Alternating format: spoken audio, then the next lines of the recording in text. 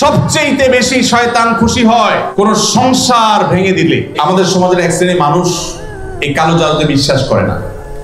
যদি কেউ কোরআনের জীবন্ত মুজিজা আর অলৌকিকত্ব দেখতে চায় তাহলে সে কালো জাদু গ্রস্ত রোগীর মধ্যে কোরআনের আয়াত দিয়ে যে ট্রিটমেন্ট করা হয় এটা দেখে সে আল্লাহর কুদরত দেখতে পাবে, কোরআনের মিরাকল দেখতে পারে।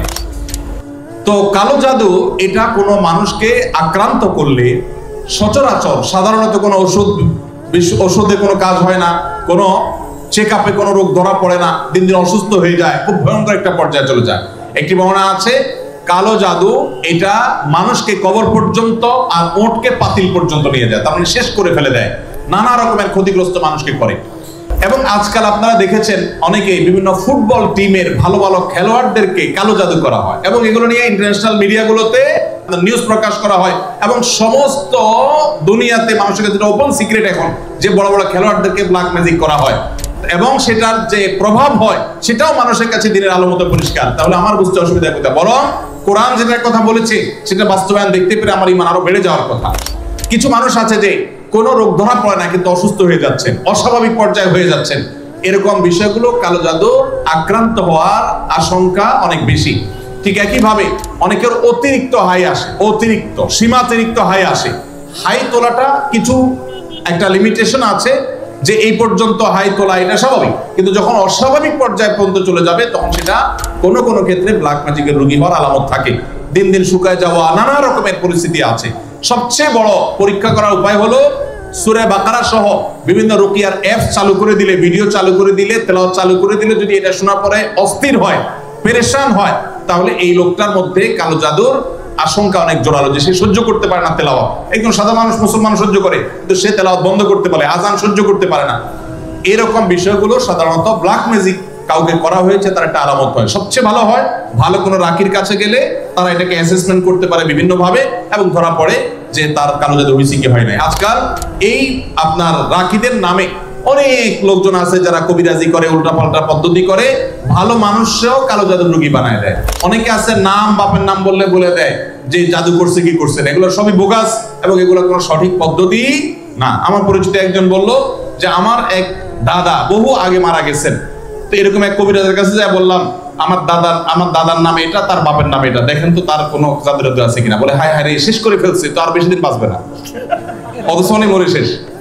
তো এরকম বন্ডামি ভাওতাবাজিও আছে। এই জন্য যারা কোরআন হাদিসের আলোকে রুকিয়া করে, ঝাড়ফুঁক করে, এরকম মানুষদের শরণাপন্ন হবেন। এই সমস্ত প্রশ্ন উত্তর দেওয়ার কারণে আমার কাছে সব ঝাড়ফুঁক নিতে আসে। আমি কোনো রাখি না ভাই, আমি নিজে অন্যদের কাছে ঝাড়ফুঁকের আমলটা নিতে হয়, অ্যাডভাইসটা নিতে হয়। আমার শ্বশুর বাড়ির লোকজন আমার স্ত্রীকে জোর করে আমার কাছ থেকে আলাদা রাখে, অথচ আমার স্ত্রী আমার সাথেই থাকতে চায়, এক্ষেত্রে আমার করণীয় কি? আপনার ও প্রশ্ন, ঠিক আছে ভাই। অনেক কমবক্ত বাপ মা আছে, হতভাগা বাপ মা আছে, কপাল পোড়া, মেয়ে স্বামীর সংসার করতে চায় কিন্তু বাপ মা বাধা দেয়, আছে না নেই?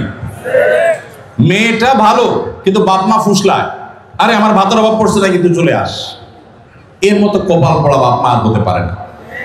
ভাইরা আমার, বেশিরভাগ সংসারে স্বামী স্ত্রীর মধ্যে অশান্তি সৃষ্টি করে তৃতীয় পক্ষ। কারা করে? তৃতীয় পক্ষ। আমি এই জন্য বলি, সাক্ষাৎ শয়তান যদি দেখতে চান, একবারে আপাদমস্তক শয়তান, তাহলে স্বামী স্ত্রীর মধ্যে অশান্তি সৃষ্টি করার জন্য যে ভূমিকায় অবতীর্ণ হবে এ হলো সাক্ষাৎ শয়তানের ভূমিকা অবতীর্ণ হয়েছে। কথা কি বুঝাতে পারছি? শয়তান সবচেয়ে খুশি হয় কোন কাজে জানা আছে আপনাদের?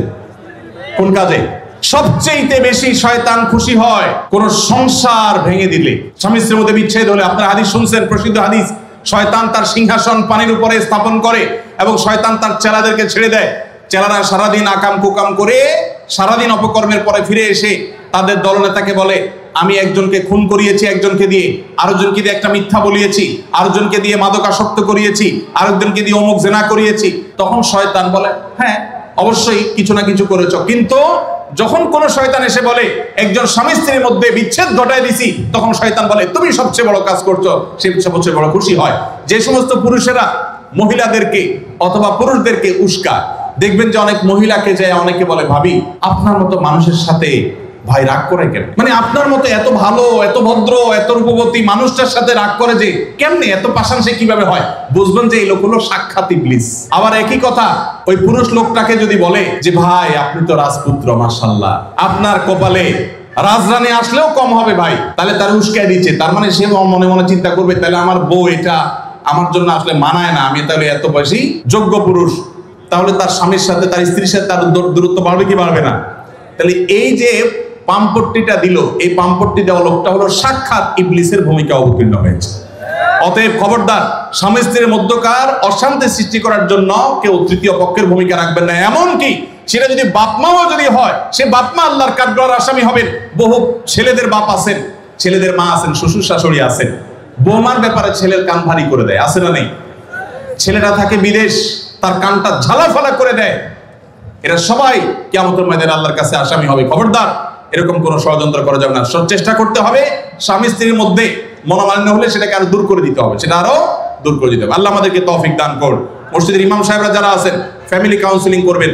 এলাকাতে কোথায় স্বামী স্ত্রীর সাথে মনোমালিন্য চলছে তাদের মধ্যে সালিসি করবেন, তৃতীয় পক্ষ হয়ে মিলাবার চেষ্টা করবেন, ভাঙার চেষ্টা করবেন না।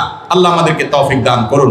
যে মা বাপ তার মেয়েকে ফুসলাচ্ছে স্বামী সংসার না করার জন্য, যৌক্তিক শরঈ কোনো কারণ ছাড়া যদি এটা করেন, তারা কবিরা গুনাহে লিপ্ত হোক। তারা মা বাপ সন্তানকে তারা আল্লাহর নির্দেশ থেকে বাহিরে তারা নিতে চাচ্ছে।